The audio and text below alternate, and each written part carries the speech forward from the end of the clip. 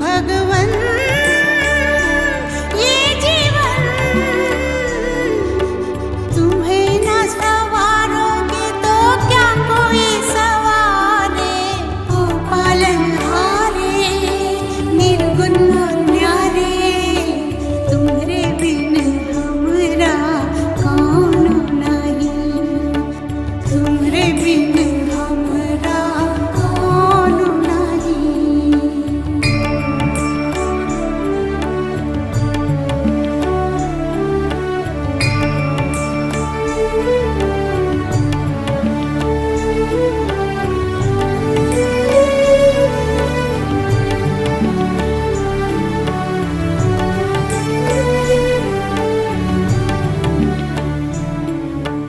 जो